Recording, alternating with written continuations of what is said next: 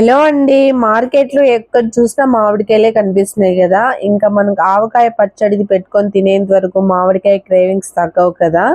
నేను ఒక మామిడి పండు తీసుకున్నానండి, ఎందుకంటే మేము ఉన్నదే ఇద్దరము. కావాలంటే మీరు ఒకటి లేదా రెండు మామిడి పళ్ళు తీసుకోవచ్చు. దీన్ని బాగా వాష్ చేసుకొని పైన తొడిని తీసేసి ఇలా పీల్ ఆఫ్ చేసుకోవాలి. మీకు పీల్ కావాలంటే అలాగే ఉంచుకోవచ్చు, లేదంటే ఇలా తీసేసి కూడా తురుముకోవచ్చు, ఎలాగైనా బాగుంటది. తర్వాత ఒక ప్లేట్ తీసుకొని ఇలాగ నేను వీడియోలో చూపించిన విధంగా మామిడికాయని అయితే బాగా తురుముకోవాలి.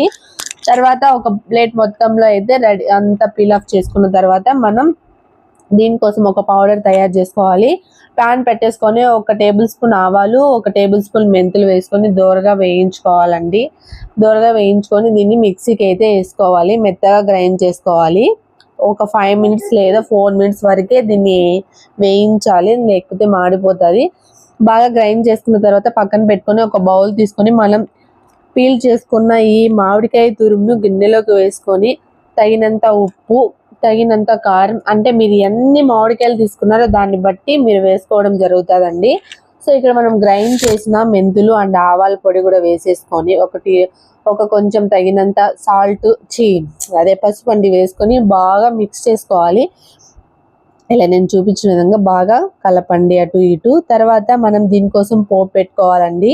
ఆవాలు పోపు పెట్టుకోవడం ఇక్కడ నేనేం చూపించలేదండి, ఆల్రెడీ మీకు తెలిసే ఉంటుంది. ఆవాలు, జీలకర్ర, తగినంత వెల్లుల్లి వేసుకొని ఎండుమిరకాయ వేసుకొని బాగా పోపు పెట్టుకొని ఇందులోకి వేసుకొని బాగా మిక్స్ చేయడమే. కొంచెం ఆయిల్ ఎక్కువగా వేసుకుంటే మనకు మామిడికాయ పచ్చడి చాలా బాగుంటుంది. ఇంకా వేడి వేడి అన్నంలోకి వేసుకొని తింటే ఆవకాయ క్రేజింగ్స్ అయితే నాకు ఫుల్గా వచ్చేసాయండి. చాలా టేస్టీగా సూపర్గా వచ్చింది. ఫైనలీ మా ఆవకాయ పచ్చడి పోతూ వీడియోని లైక్ చేయండి, సబ్స్క్రైబ్ చేసేసుకోండి. బాయ్.